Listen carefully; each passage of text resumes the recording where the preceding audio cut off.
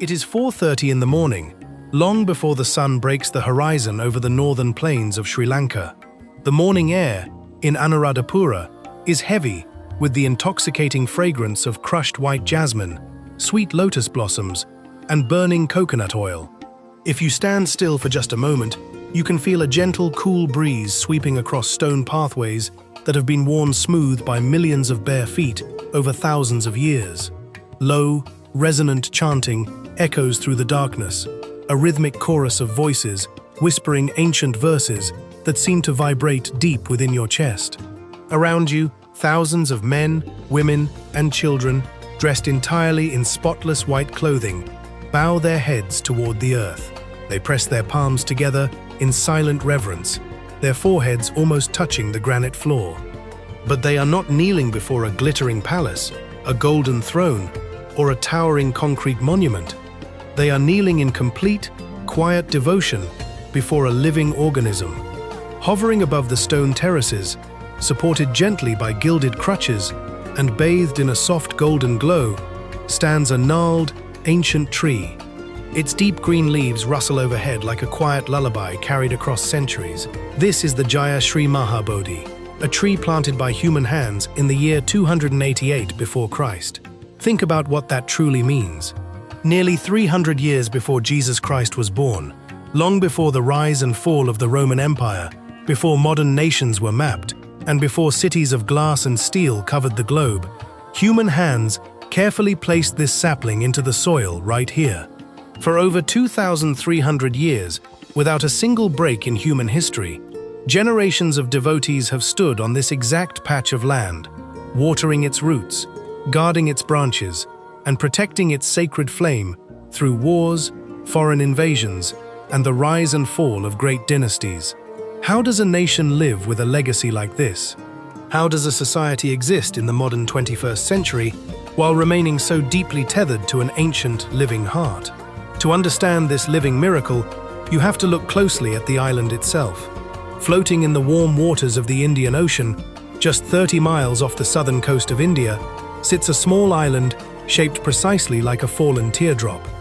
For centuries, ancient mariners, Arab traders, and seafaring poets looked at this lush green sanctuary and called it the Teardrop of India. It is an island covering roughly 25,000 square miles, small enough that you could comfortably drive across its entire breadth in less than a day.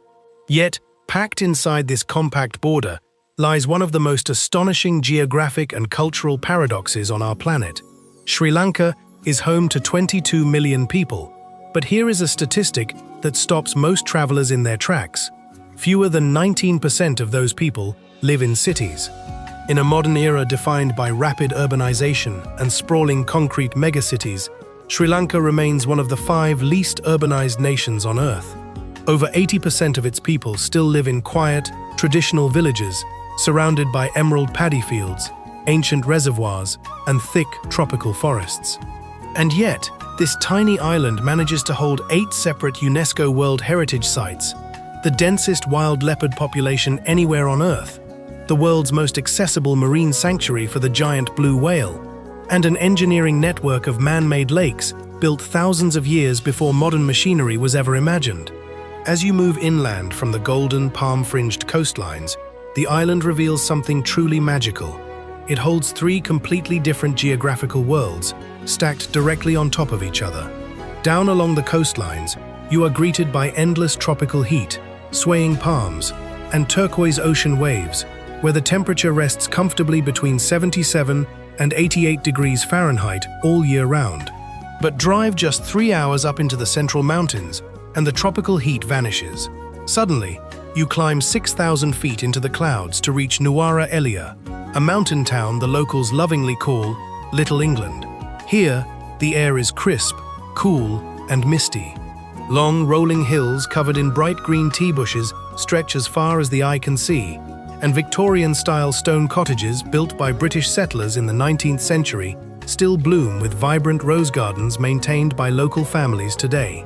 Head further north or east beyond the mountains, and the misty hills give way to the dry zone, a vast expanse of sun-baked golden plains, dense scrub forests, ancient brick stupas, and wild elephants roaming freely beneath the open sky. What makes this landscape even more extraordinary is how the weather behaves. Unlike most tropical destinations that endure a single, overwhelming rainy season, Sri Lanka is blessed with two distinct monsoons blowing in completely opposite directions. The southwest monsoon brings nourishing rains to the western and southern coasts from May to September, while the northeast monsoon soaks the eastern and northern plains from October to February. This natural design ensures that no matter what month of the year you step foot on this island, half of Sri Lanka is always bathed in dry, radiant sunshine, ready to welcome you. During the dry months, the natural world performs wonders you cannot witness anywhere else on Earth. Deep within the plains of Minaria, as the smaller watering holes dry up under the hot sun, hundreds of wild Asian elephants emerge from the surrounding jungles. They gather along the grassy shores of a massive, man-made ancient lake built over 17 centuries ago. Over 300 wild elephants, mothers, newborn calves, and majestic bulls meet in peace, grazing, playing in the water, and socializing under the open sky. It is a spectacle so magnificent that wildlife conservationists rank it among the top 10 natural spectacles on Earth. Yet, despite all the dramatic landscapes, wild predators, and ancient ruins, the true soul of Sri Lanka is found in the everyday lives of its people. The very first word you hear when you step onto this island will remain ringing in your heart long after your journey ends. Ayubawan. It is how Sri Lankans greet every soul they cross paths with, accompanied by a gentle bow of the head and hands pressed together in a universal gesture of respect. But Ayubawan does not simply translate to hello. In the ancient Sinhala language, it carries a profound, beautiful blessing. May you be blessed with a long and healthy life. That single word reveals the quiet warmth of 22 million people. Sri Lanka is a rich mosaic of cultures comprised of 75% Sinhalese, 15% Tamil, and 9% Moor communities, each preserving their unique languages, traditions, and culinary secrets. Yet across all ethnic boundaries, there is a shared spirit of radical, unconditional hospitality that catches foreign visitors completely off guard. In Sri Lanka, you are never viewed as a stranger. If you pause to ask a local for directions along a quiet village lane, do not be surprised if you are invited onto their shaded veranda within 5 minutes, handed a fresh, cold king coconut or a steaming cup of Ceylon tea. Meals here are not rushed affairs eaten in solitude. They are long, unhurried gatherings where families sit together, eating with their fingers, sharing stories, and connecting without the distraction of glowing screens. This deep sense of unity extends high into the mountains to a sacred peak known as Adam's Peak, or Sri Pada. Towering 7,300 feet above the surrounding cloud forests stands a sharp, pyramid-shaped mountain. At its very summit rests a single sacred footprint carved into the solid rock. For over 1,000 years, 4 major world religions have shared this single mountain without conflict. Buddhists venerate it as the footprint of the Buddha. Hindus worship it as the mark of Lord Shiva. Muslims believe it is where Adam first stepped onto earth after leaving paradise, and Christians attribute it to St. Thomas. Every year during pilgrimage season, hundreds of thousands of people from all 4 faiths climb 5,000 stone steps together in the dark, shivering side by side in the cold night air, just to watch the golden sunrise illuminate the world from the exact same summit. This is a land where ancient wisdom and remarkable human history interred in every corner. It is a country that elected the world's very first female prime minister in 1960, decades before many Western nations followed suit. It is a culture that honors the monthly rhythm of the moon through Poya holidays, stopping all commerce every full moon to let the nation rest, reflect, and spend time with loved ones. Sri Lanka is a living testament to slow living, a philosophy crafted over 2,500 years ago. If you are ready for this epic journey into a world where ancient traditions still guide daily life, drop a comment telling me where in the world you are watching from today. Hit the like button, subscribe to Legends TV, and turn on notifications so you never miss any of our upcoming documentary adventures. The roots of eternity and the unbroken line. To truly understand why a modern nation still bows before an ancient tree, we have to journey deep into the dry northern plains, into the silent, majestic ruins of Anuradhapura. Today, Anuradhapura is a peaceful city, scattered with towering white stupas that pierce the sky like giant stone domes. But over 2,000 years ago, this was one of the grandest royal capitals on planet Earth, a sprawling metropolis of paved avenues, grand palaces, artificial lakes, and stone monasteries that rivaled the size and sophistication of ancient Rome and Alexandria. Yet, while those grand palaces eventually crumbled into dust and were swallowed by thick jungle foliage, one single living element survived every turn of fate. The story of the Jaya Sri Maha Bodhi begins in ancient India, more than 26 centuries ago. Beneath the spreading leafy canopy of a wild fig tree in Bodh Gaya, a young prince named Siddhartha Gautama sat in deep, unwavering meditation. It was beneath those leaves that he attained supreme enlightenment, becoming the Buddha. 3 centuries later, in the 3rd century before Christ, the great emperor Ashoka ruled over most of the Indian subcontinent. Transformed by the peaceful teachings of Buddhism after witnessing the horrors of war, Ashoka sought to share this philosophy with neighboring lands. His own daughter, a noble princess and revered Buddhist nun named Sanghamitta, embarked on a monumental voyage across the treacherous waters of the Indian Ocean toward Sri Lanka. Imagine the scene over 2,300 years ago. Princess Sanghamitta boarded a wooden sailing vessel, carefully holding a golden vase. Protected inside that vase was a living cutting, taken directly from the southern branch of the original enlightenment tree in Bodh Gaya. When her ship dropped anchor at the northern port of Jambukola, the king of Sri Lanka, Devanampiya Tissa, waded waist-deep into the ocean waters to receive the sacred plant with royal honors. He brought the sapling to his capital, in Anuradhapura, and planted it with great ceremony in the royal Mahamewuna Gardens in the year 288 before Christ.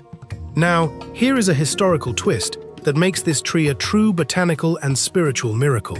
Over the centuries that followed, the original parent tree in Bodh Gaya, India, met a tragic fate. It was deliberately chopped down by hostile rulers, damaged by severe weather, and eventually destroyed by natural disasters. Though a new tree stands in Bodh Gaya today, planted from a later offshoot, the ancient tree growing right here in Anuradhapura is the direct, living, genetic continuation of the original tree under which Buddhism was born. Botanically, historically, and legally, it is recognized as the oldest human-planted tree on Earth, with an unbroken, authenticated written record. Have you ever held an object or stood in a place that felt so old, so steeped in history, that it literally gave you goosebumps? Imagine standing inches away from a living leaf whose direct parent shadowed the Buddha over 2.5 millennia ago. If a moment like that stirs something deep inside your soul, take a second right now to hit that like button and let me know in the comments below, what is the oldest historical place you have ever visited in your lifetime? As you stand before the sacred precinct today, you notice that the Jaya Sri Maha Bodhi does not grow out of ordinary garden soil. It stands proudly atop a massive, elevated stone terrace platform, known as the Ran Giri Veta, rising over 20 feet above the ground. Ancient engineers built this stone citadel centuries ago for a very specific reason: to protect the delicate root system from rising soil levels, heavy rain runoff, and wild animals. Surrounding the central trunk are 4 lower stone terraces planted with 41 companion trees, known as Parivara Bodhi. These companion trees form a living green wall, acting as a natural buffer to shield the central tree from harsh monsoonal winds and driving storms. The heavy, ancient branches of the central tree, bowing gracefully under the weight of more than 2,000 years, are cradled by solid brass supports wrapped in soft golden silk. What truly elevates this site from a botanical wonder into an emotional masterpiece, however, is not just its age. It is the astonishing story of human devotion that kept it alive.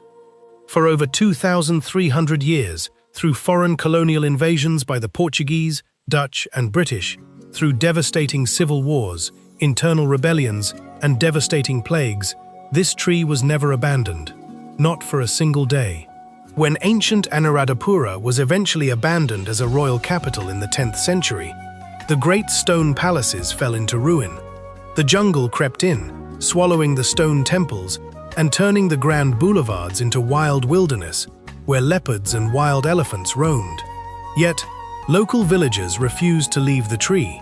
They formed a permanent ring of protection around the sacred grounds. To prevent wild elephants from breaking into the precinct and trampling the trunk, villagers gathered massive bundles of dry firewood every single day, lighting towering bonfires around the perimeter throughout the dark night hours. This ancient defense mechanism evolved into an annual cultural tradition called the Dharamiti Perahera, a festival where locals still carry bundles of firewood to the temple grounds in honor of their ancestors who kept the fires burning through the dark centuries.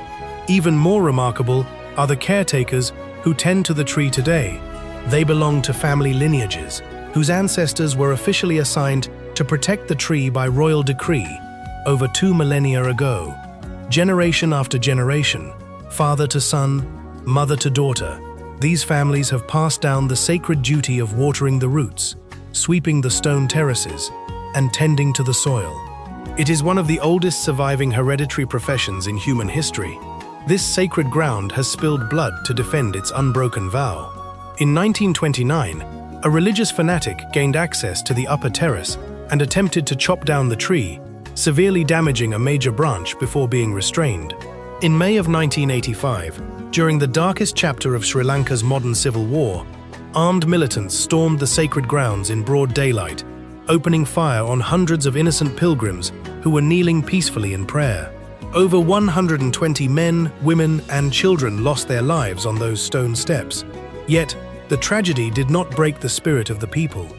Before the blood was fully washed from the stone terraces, survivors and townspeople returned the very next morning. They sat down on the granite, closed their eyes, pressed their palms together, and continued their daily prayers. Every single Wednesday to this day, priests perform an ancient ritual known as the Nanumura Mangalaya. They prepare a scented bath made from crushed limes, herbal leaves, fragrant sandalwood, and pure spring water. They symbolically bathe the tree's reflective mirror, distributing the blessed herbal water to the thousands of pilgrims who gather below, believing it carries healing energy for both body and mind.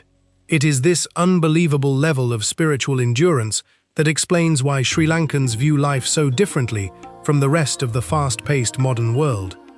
But to see how this ancient devotion shapes the way everyday people live, eat, and raise their children, we have to leave the sacred shrines of Anuradhapura and venture deep into the rural heartlands, where 82% of the population still lives in ancient, self-sustaining villages built around a genius water system invented over 2,000 years ago. The ancient water miracle and the soul of village life. When you leave the sacred shade of the Jaya Sri Maha Bodhi and venture out across the island, you quickly discover that Sri Lanka exists as two completely different worlds, living side by side. To truly grasp how this nation breathes, you must understand this stark division. On one hand, you have the bustling urban face. There is Colombo, the roaring financial heart on the western coast, home to over 5 million people in its metro area. Here, the sleek, glass-clad Lotus Tower rises 1,150 feet into the sky, the tallest self-supporting structure in all of South Asia, standing right next to century-old British colonial warehouses and crowded street markets. Every evening at sunset, over 100,000 city dwellers gather along the grassy promenade of Galface Green to fly colorful kites into the ocean breeze, feast on crispy fried shrimp fritters, and watch the sun sink into the Indian Ocean. Farther north lies Jaffna, a proud Tamil cultural bastion, featuring vibrant Hindu temples, palm-fringed coastal roads, and a legendary, fiery crab curry that draws food lovers from across the globe. Yet Colombo and Jaffna are the exceptions, not the rule. Remember that astonishing truth: more than 82% of all Sri Lankans live far away from city skylines, settled across 38,000 traditional rural villages. In neighboring developing nations across Asia and Africa, millions of rural families pack up their lives every year, abandoning their ancestral soil to flee into overcrowded urban slums in search of basic work and clean water.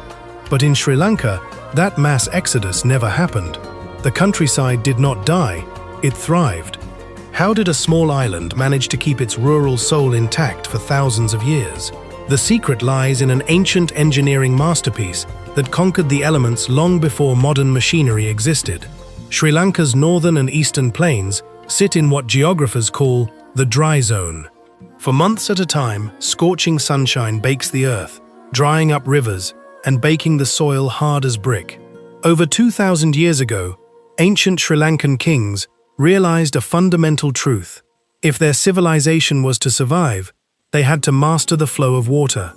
King Parakramabahu the Great famously proclaimed to his empire, "Let not even a single drop of rain that falls from the sky flow into the ocean without first serving the needs of mankind." To fulfill that royal decree, ancient engineers performed a miracle of hydraulic design. Across the island, they constructed a breathtaking network of over 30,000 artificial lakes, known locally as Wewas, or hydraulic tanks. These were not simple, shallow earthen ponds. They were massive, sophisticated reservoirs spanning thousands of acres, carved into the natural contours of the land, using hand tools, human muscle, and buffalo labor. What makes these ancient water systems globally unique is how they were linked together. Long before Western science fully grasped complex fluid dynamics, Sri Lankan hydraulic architects developed the Elanganga cascade system. They built interconnected chains of micro-reservoirs, where overflow water from one upper lake flowed seamlessly through stone channels into the next lower lake, capturing every drop of monsoonal rainfall and preventing disastrous soil erosion. To control the vast pressure of trapped water without bursting the dirt dams, they invented the Bisokotuwa, or subterranean valve tower. Made entirely of carefully fitted granite blocks without a single piece of steel or modern cement, these ancient stone valves regulated the underwater pressure and released controlled streams of water into agricultural canals. It was a level of hydraulic engineering so far ahead of its time that European explorers, who arrived centuries later, could barely comprehend how it was built. Because modern Sri Lankan governments continued to invest equally in maintaining these ancient irrigation tanks, providing electricity, healthcare, and free education to rural districts. Farming families never had to abandon their homes. The village remained a place of dignity, abundance, and security. Think about your own life for a moment. How often in our modern, hyper-connected world do you feel subtly isolated, surrounded by millions of strangers, in concrete jungles, where neighbors rarely speak? What if your entire community was intentionally built around a spatial design where no human being was ever allowed to feel alone? If that idea resonates with your heart, take a quick second to hit that like button and drop a comment down below sharing your thoughts. Would you trade the hustle and noise of modern city life for a peaceful village where everyone knows your name and shares what they have? That deep sense of human connection is built into the very architecture of Sri Lankan rural living. Ancestral villages were planned around an old Sinhala concept called hundi, which translates literally to the hooting distance. Villages were laid out so that every single home was built within a loud shout's distance of its nearest neighbor. If a family ever faced an emergency, a sudden illness, or a wild elephant wandering near their crops, a single call into the night air would bring the entire community running to their doorstep within seconds. Around these homes, every family cultivates a lush home garden, a miniature food forest packed with banana trees, sweet mangoes, massive jackfruit, coconut palms, wild chilies, and fragrant lemongrass. Between the yields of their home gardens and the communal rice fields fed by the local Wewa, no family in a traditional Sri Lankan village ever faces true hunger. Life here follows a tranquil, timeless rhythm. The village day begins at 5 o'clock in the morning as mist still hangs low over the emerald rice paddies. The air fills with the morning calls of wild roosters and the distant chime of village temple bells. Women step into their gardens to gather fresh vegetables and herbs, while men lead water buffaloes out into the muddy fields to plow the soil. Children, dressed in crisp white school uniforms, walk down unpaved dirt roads beneath the morning sun. There is no frantic rush hour, no blaring traffic horns, and no endless scrolling through digital feeds. This deep, unhurried harmony with the land and with each other flows directly onto the dining table, creating one of the most vibrant, complex, and comforting culinary traditions on earth. But as you sit down to share a meal in a local home, you discover that food in Sri Lanka is far more than mere sustenance. It is a rich philosophy of balance, generosity, and fire.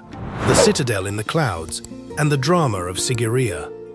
If you travel 2 hours south of Anuradhapura, broad emerald plains suddenly give way to a dense, wild jungle canopy. Standing alone amidst this ocean of green is an impossible geological monolith, Sigiriya, the Lion Rock. Rising 600 feet, nearly sheer into the sky, this massive column of black granite looks like a sleeping ancient titan dropped by the gods into the forest. To the casual observer today, it is one of Sri Lanka's greatest architectural wonders and a UNESCO World Heritage Site. But beneath its weathered stone facade lies a dramatic story of royal obsession, political madness, and a tragic fight for survival that rivals the grandest ancient legends ever recorded. Our story begins in the late 5th century after Christ. The great kingdom of Anuradhapura was ruled by King Datusena, the visionary monarch who built the vast water reservoirs that fed the dry zone. King Datusena had 2 sons. The elder son, Kasyapa, was born to a non-royal consort, while the younger son, Moggallana, was born to the rightful royal queen. Driven by intense jealousy and an insatiable desire for power, Prince Kasyapa staged a brutal palace coup in the year 477. He overthrew his father and seized the throne. When King Datusena refused to reveal where his royal treasures were hidden, Kasyapa ordered his father to be stripped bare and walled up alive inside the stone embankment of the very reservoir the king had constructed. Terrified by the horrific murder of his father, the rightful heir, Prince Moggallana, fled across the sea to southern India, swearing to return with a mercenary army to claim his revenge. Left alone on the throne, King Kasyapa was consumed by deep paranoia and guilt. He knew that the traditional capital of Anuradhapura was wide open to invasion, and its powerful Buddhist priesthood despised him for patricide. He needed a place that was physically impregnable, a location so high and terrifying that no invading army could ever breach its walls. Kasyapa turned his eyes toward the isolated giant of Sigiriya. In less than 7 years, thousands of ancient stonemasons, engineers, and artists transformed this hostile granite monolith into an exquisite, floating palace complex that defied every known law of ancient engineering. Imagine approaching this site 1,500 years ago. At the base of the rock, Kasyapa built vast, symmetrical water gardens, complete with underground clay pipes, stone fountains, and lotus ponds. Even today, during the rainy season, these ancient pressure-fed fountains still spray water into the warm jungle air without the aid of a single mechanical pump. As you walk past the terraced gardens and begin climbing the sheer rock face along narrow stone steps, you come across a smoothed, reflective wall that wraps around the cliffside. Known as the mirror wall, it was crafted from a dense brick masonry plaster, polished with a compound of egg whites, beeswax, and wild honey, until it shone so bright that the king could see his own reflection as he walked past. Over the centuries, visitors from all across ancient Asia scribbled poems into the plaster, creating some of the oldest surviving vernacular literature in Sri Lanka. Have you ever visited an ancient ruin or monument that felt so intensely personal, it felt as though the person who built it was still standing right beside you? Share your experience in the comments below. I love hearing about the historic sites that have left a lasting mark on your life. Halfway up the sheer vertical cliff, protected within a shaded, weather-sheltered rock pocket, rests Sigiriya's most famous artistic triumph, the ancient frescoes. Painted directly onto the wet plaster over 15 centuries ago using natural mineral pigments, These vibrant murals depict life-sized, celestial maidens floating gracefully among soft clouds.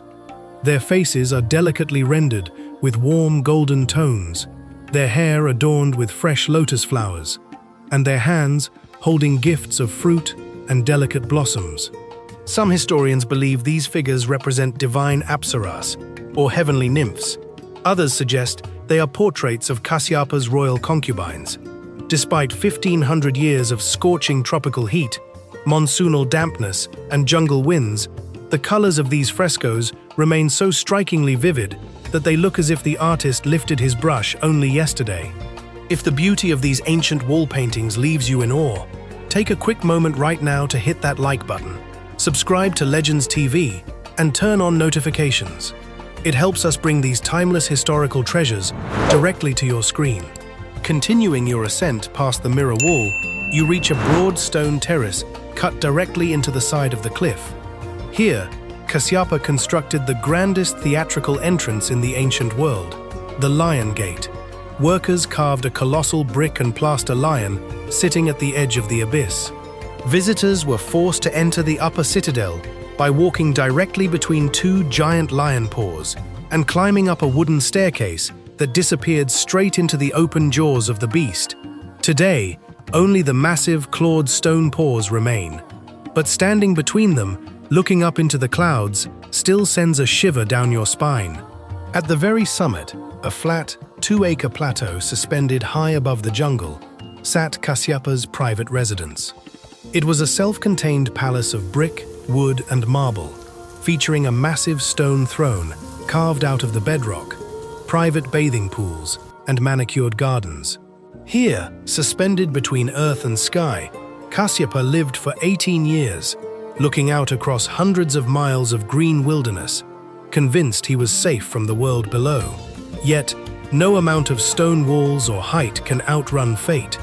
In the year 495, Prince Moggallana returned from India at the head of a massive army. Instead of hiding atop his impregnable rock fortress, where no army could ever reach him, Kasyapa made a fatal mistake. He rode down to the open plains on his war elephant to meet his brother in battle. During the thick of the fight, Kasyapa's elephant encountered a hidden marsh and turned aside to find firmer ground. His troops misread the movement as a retreat and broke into a full panic. Seeing his army collapse around him and realizing all was lost, Kasyapa drew his royal dagger and ended his own life on the battlefield. Moggallana reclaimed the throne and restored the royal capital to Anuradhapura, handing the breathtaking complex of Sigiriya over to Buddhist monks, who used it as a quiet mountain monastery for centuries before the jungle eventually reclaimed its ruins. Today, as the sun sets over the surrounding forest, painting the sky in deep shades of crimson and violet, Sigiriya stands not just as a monument to ancient engineering, but as a silent, powerful reminder of the delicate line between human genius and human tragedy. The Empire of Mist and the green gold of Ceylon, leaving behind the sweltering heat of the northern plains and the violent, dramatic history of Sigiriya, our journey turns inward and upward.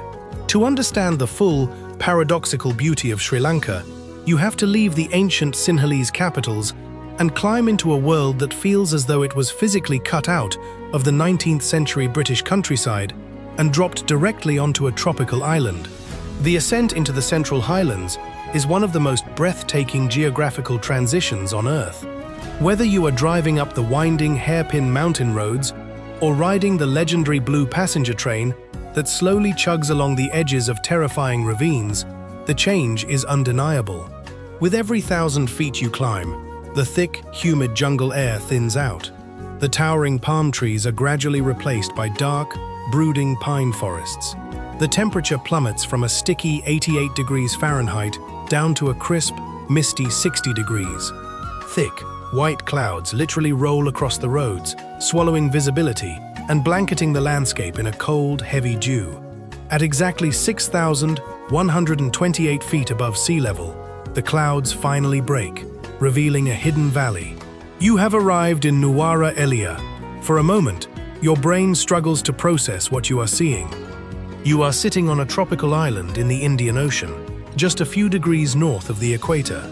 Yet, staring back at you are pristine Tudor-style stone mansions with steep pitched roofs, immaculately manicured rose gardens, and a functioning brick post office, complete with a bright red pillar box that looks identical to one you would find in London.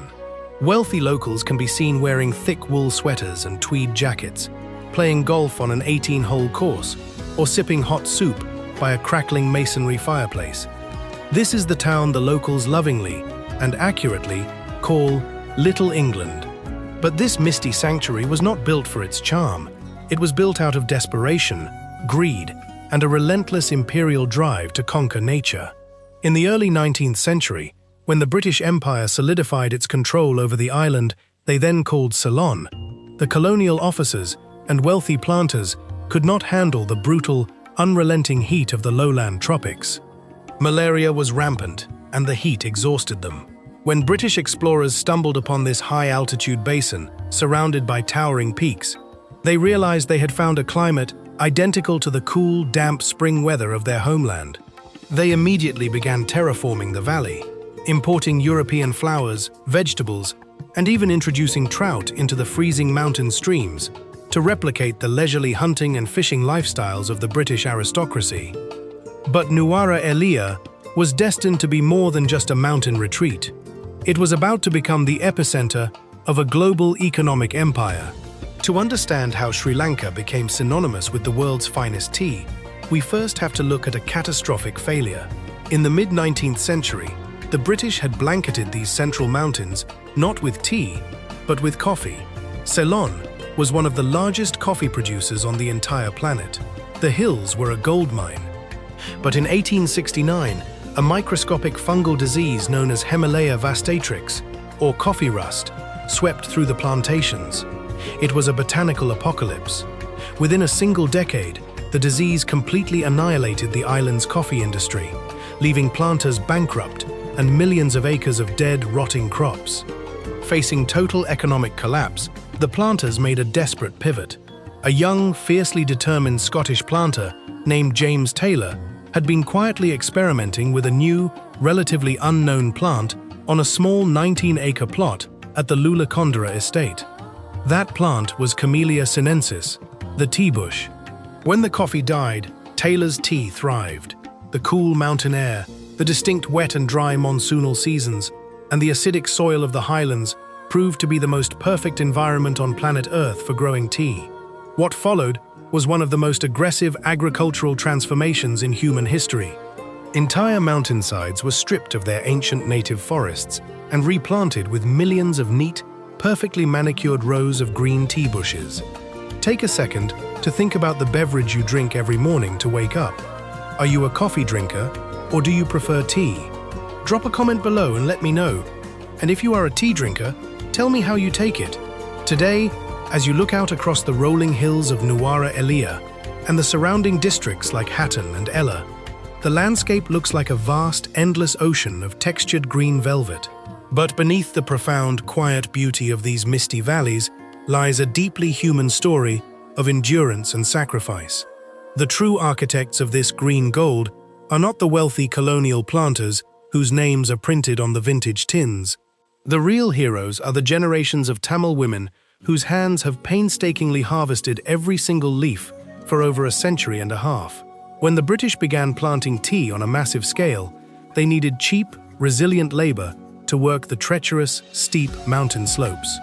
They brought over hundreds of thousands of impoverished Tamil laborers from southern India. Today, their descendants remain the lifeblood of the Sri Lankan tea industry. If you walk through the estates at dawn, as the morning mist still clings to the valleys, you will see them.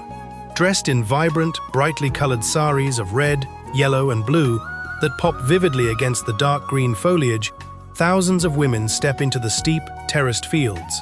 They carry large woven baskets or canvas bags strapped to their foreheads, balancing precariously on slippery, narrow dirt paths carved into the side of the mountains. Their work requires an astonishing level of precision and speed. The golden rule of Ceylon tea is 2 leaves and a bud. To ensure the highest quality flavor, these women must rapidly scan the bushes and pluck only the youngest, most tender pale green shoots at the very top of the branch. They do this by hand, hour after hour, moving their fingers with a mechanical, blinding speed that takes years to master. A single tea plucker is expected to harvest upwards of 40 pounds of raw green leaf in a single day, regardless of whether the mountain is baking under the intense highland sun or freezing under a torrential monsoonal downpour. Their hands are calloused and their faces are weathered by the mountain elements, yet they often greet passing travelers with incredibly warm, radiant smiles.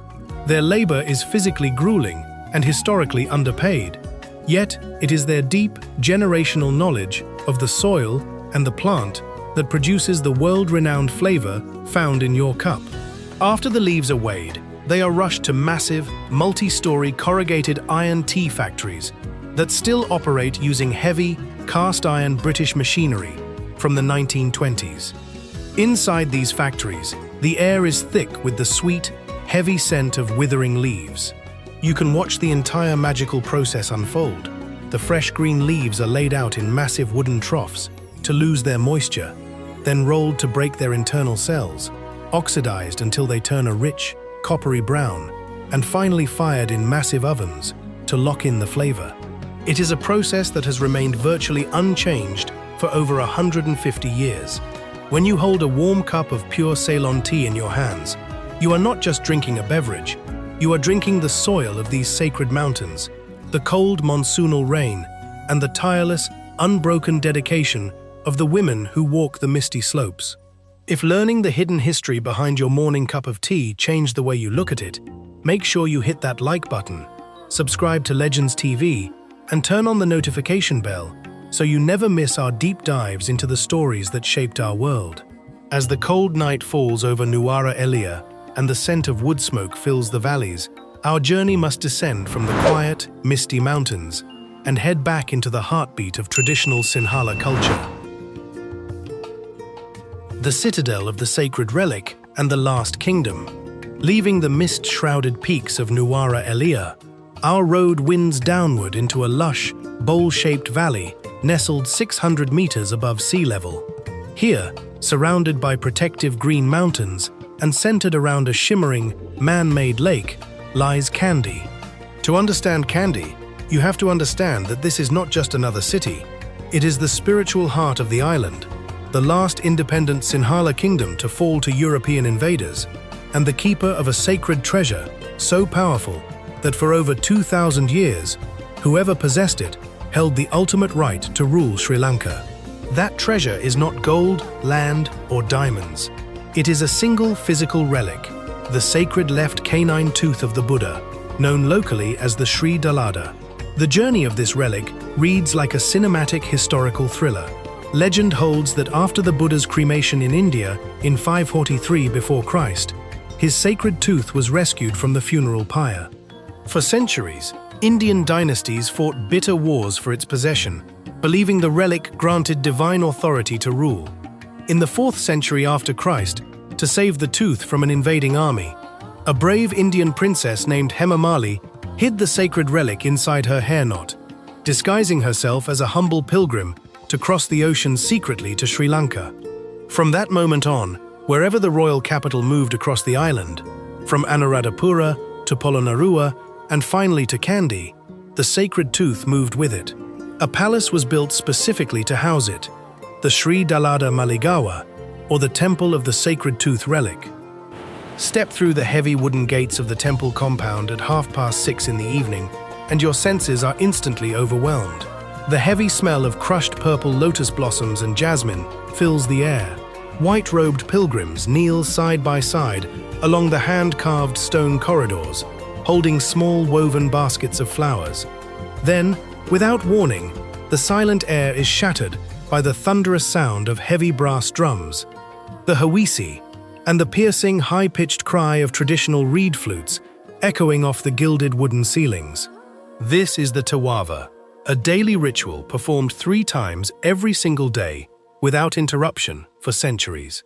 Behind heavy, gold-plated doors, inside 7 nested caskets of pure gold encrusted with rubies, sapphires, and diamonds, rests the relic, Have you ever stood in a place where you could feel the weight of centuries of unbroken faith pressing down around you? Drop a comment below and share the most spiritually moving or historical temple you have ever stepped foot in. What makes Kandy's story truly remarkable, however, is its sheer military resilience. When the Portuguese and Dutch empires conquered the coastal plains of Sri Lanka, they launched repeated, brutal invasions into the central mountains to capture Kandy. Time and time again, the fiercely independent Kandyan warriors used the treacherous mountain terrain, dense jungles, and guerrilla tactics to crush European armies. Kandy held out as a free kingdom for over 3 centuries after the coasts fell, remaining the final bastion of ancient Sinhala culture until 1815, when British diplomacy, rather than military defeat, finally brought an end to over 2,500 years of continuous royal lineage. Yet, once a year, during the full moon of August, the ancient royal splendor of Kandy returns to life in a spectacle so vast, it turns the city into an open-air theater of fire, light, and sound, the Asala Perahera. For 10 consecutive nights, the streets of Kandy are closed to modern traffic. Over 1 million people gather along the sidewalks, sitting shoulder to shoulder under the night sky. The procession begins with the sharp cracking of long leather whips echoing through the streets, clearing the path of evil spirits. Next, come hundreds of fire dancers, spinning burning coconut husk torches around their bodies with blinding speed, filling the air with trails of orange fire and the heavy scent of burning oil.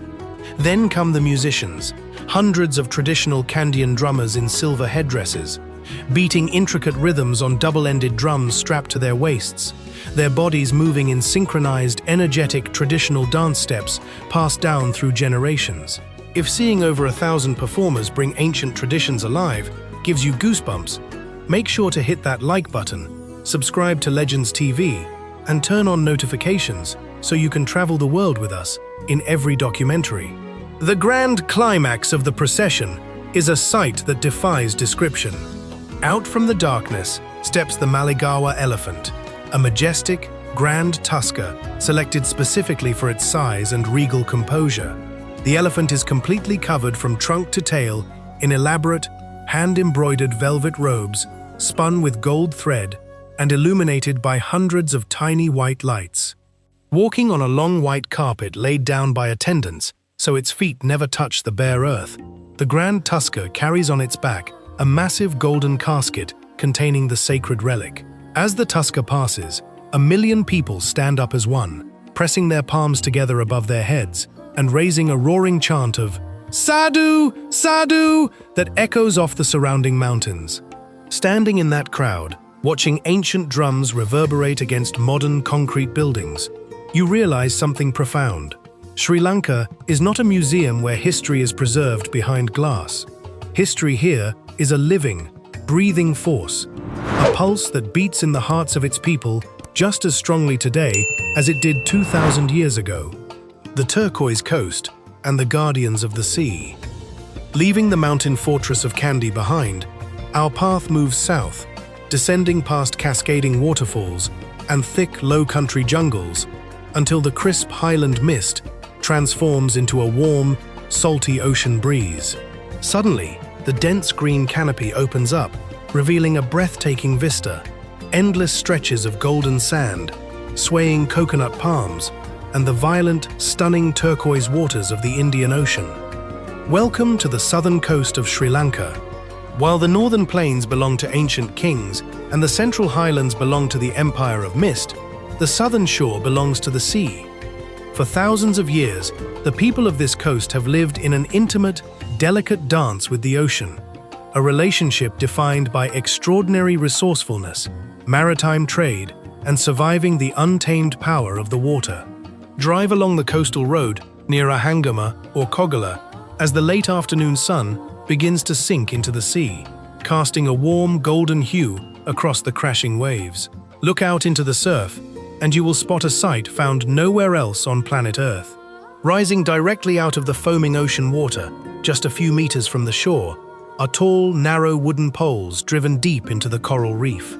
Perched precariously atop a simple crossbar lashed to each pole, suspended 6 to 10 feet above the pounding waves, sit men silently holding long, thin bamboo rods. This is Ritipana, the ancient art of stilt fishing. At first glance, it looks impossible. How does a man sit on a thin wooden stick in the middle of a churning ocean for hours without falling into the sea? How do they catch fish without any bait? Stilt fishing is a living testament to human ingenuity, born from sheer necessity. During the chaos of World War II, food was scarce across the island, and the shallow fishing spots along the shore quickly became overcrowded. Traditional boats were too expensive for poor local villagers to build. Resourceful fishermen began experimenting. They waded out into the shallow reefs, lashed wooden crossbars onto old tree branches or leftover iron pipes, and drove them firmly into the ocean floor. By elevating themselves high above the water, these fishermen solved two massive problems at once. First, their shadows were no longer cast onto the water's surface, preventing them from scaring away schools of fish. Second, they avoided the violent crash of the incoming tide while accessing deeper reef waters without needing a boat. Using no worm, no shrimp, and no artificial lure on their hooks, the fishermen flick their light lines into the clear water. They rely entirely on the glittering reflection of bare metal hooks as the waves roll over the reef, mimicking tiny, darting baitfish to catch spotted herrings and small mackerels. It requires incredible balance, core strength, and iron patience. A stilt fisherman must sit motionless under the scorching tropical sun or driving coastal rain, enduring the constant spray of sea salt, balancing his body on a wooden bar no wider than a few inches. Have you ever tried a traditional skill or activity that required intense physical balance and patience? Let me know in the comments below. I'd love to hear your stories. Today, while modern fishing trawlers have replaced traditional methods across much of the globe, a dedicated group of southern fishermen still maintain their stilts, passing the secret techniques down from father to son. It is a quiet, poetic reminder of a time when humanity took only what was needed from nature, leaving no footprint behind. If seeing these iconic maritime guardians standing strong against the ocean waves sparks your sense of wonder, take a quick moment right now to hit that like button. It helps our team continue documenting these rare, disappearing cultural traditions around the world. Following the coastal curve further west, the wild sandy beaches give way to something utterly unexpected. A massive, centuries-old stone fortress rising directly out of the sea, its dark granite walls battered by crashing white waves. This is Gal Fort, a living 42-hectare citadel that stands as the best-preserved European-built fortress in all of South Asia. Step through the heavy stone archways of the main gate, and time seems to instantly fold in on itself. The chaotic noise of modern Sri Lankan street traffic vanishes. In its place are quiet, narrow cobblestone alleys, lined with red-tiled roofed villas, whitewashed Dutch colonial mansions, and fragrant frangipani trees dropping yellow blossoms onto ancient stone pavements. The story of Gale is a story of global empire. In 1505, a Portuguese fleet, driven off course by violent storms, accidentally dropped anchor in Gale's natural bay. Recognizing its strategic importance along the global spice trade routes, the Portuguese built the first modest earthen fortifications. But in 1640, the Dutch East India Company arrived with a massive naval fleet, capturing the port after a ferocious siege and transforming Gal into an impenetrable granite stronghold wrapped in 14 massive bastions. When the British took control of the island in the late 18th century, they left the fort largely intact, preserving a unique architectural time capsule where European colonial planning seamlessly merged with South Asian craftsmanship and climate. Walk along the top of the ramparts at sunset, and you will see the true magic of Gale Fort today. It is not a dead, static museum. It is a vibrant, multi-ethnic community where history and everyday life interact effortlessly. Local teenagers leap off the sheer stone walls of the Flag Rock Bastion, doing acrobatic flips into the deep blue ocean water below to the cheers of visiting tourists. Buddhist monks in bright orange robes walk past 18th century Dutch Reformed churches with hand-carved gravestones. Tamil jewelry makers sit inside shaded verandas, hand-polishing sparkling blue sapphires harvested from the mountain valleys inland. As the sky turns brilliant shades of amber, violet, and deep pink, families gather along the ocean walls, flying colorful kites that catch the evening breeze, while the call to prayer from the white-domed Mira Mosque drifts peacefully over the granite ramparts. Here on the southern shore, where stone fortresses hold off the sea and fishermen sit perched above the waves, Sri Lanka demonstrates its ultimate gift to the world, an ability to absorb centuries of foreign influence, tragedy, and change without ever losing its gentle, grounded soul. The untamed wilderness and the soul of the teardrop. As we leave the granite ramparts of Gale Fort, our journey completes its circle, turning east along the coast toward a realm where nature reigns supreme. Beyond the golden beaches and coastal villages lies a landscape where human history steps aside, leaving behind ancient dry zone forests, scrubby savannas, and open ocean waters that shelter some of the grandest creatures on planet Earth. Welcome to the untamed wild of Sri Lanka. At 5 o'clock in the morning, long before the sun pierces the horizon, the air outside Yala National Park is cool and damp. Engine idling softly, open-top four-wheel drive jeeps line up along the dusty dirt tracks, waiting for the park gates to open. Yala is Sri Lanka's oldest and most famous nature reserve, covering nearly 400 square miles of dense thorn scrub, brackish lagoons, and dramatic, towering granite rock outcrops. As your jeep rumbles into the park, the landscape awakens in a brilliant splash of sound and motion. Flocks of vibrant blue peafowl flutter onto low tree branches, their long iridescent tails catching the first golden rays of sunlight. Wild spotted deer graze cautiously along grassy clearings, their ears twitching at every rustle in the bushes.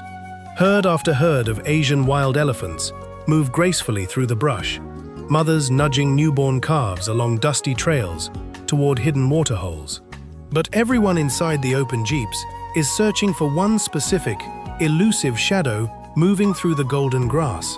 Yala holds a secret that draws wildlife lovers and photographers from every corner of the globe. Block 1 of this park boasts the highest concentration of wild leopards anywhere on planet Earth. Unlike the leopards of mainland Africa, who live in constant fear of larger predators like lions and hyenas, the Sri Lankan leopard, Panthera pardus cotia, is the undisputed apex predator of this island.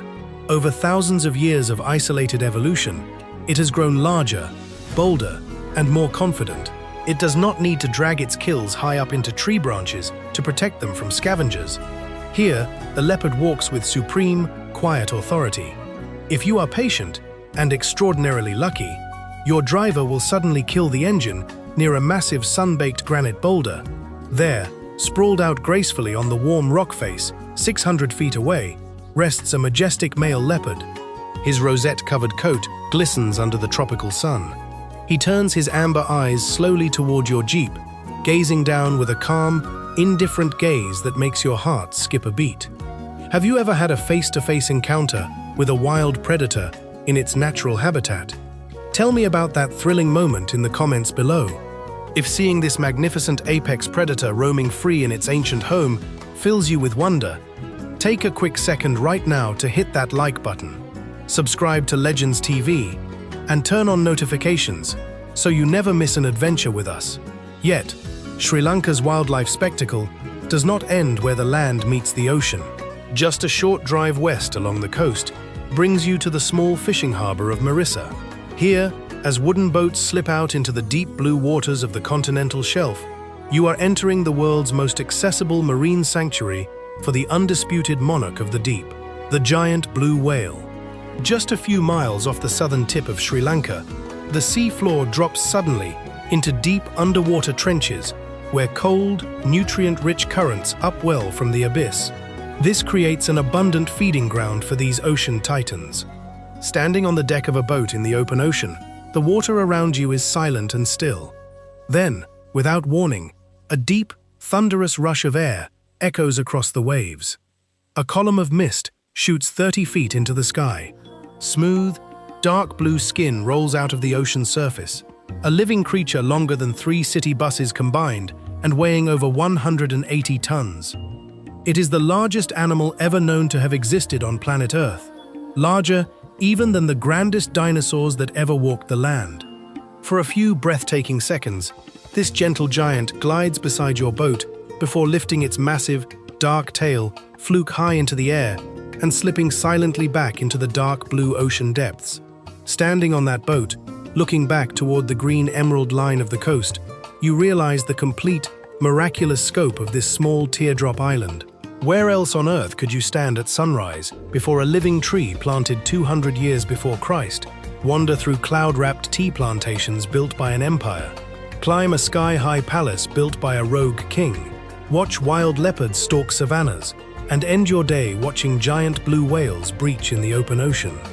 Sri Lanka is a living paradox, a nation that has endured foreign invasions, devastating civil wars, and catastrophic natural disasters, yet has never lost its gentle, enduring soul.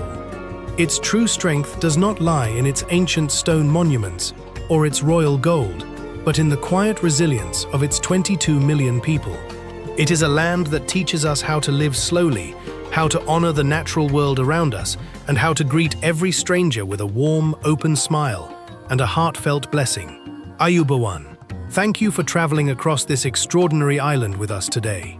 If this journey touched your heart, share this video with someone who loves travel, history, and the beauty of our wild world. Until our next adventure together, stay curious, keep exploring, and keep seeking the legends of our world.